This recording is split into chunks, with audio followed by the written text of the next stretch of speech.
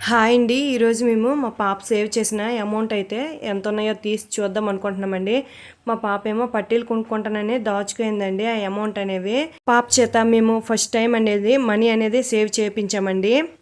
మా పాప గల్లీలోకి ఏకమల్ బండెడ్ వచ్చేటప్పుడేమో బొమ్మలు తీసుకోమని ఏడ్చిందండి. బొమ్మలు అయితే నేనేం తీసుకోను, ఇవి ఎందుకు వేస్ట్గా పడేయడమే కదా అనేసి నేనైతే ఒక డొక్కు అయితే ఇలా డిబ్బీ అనేది తీసుకున్నానండి చిన్నది.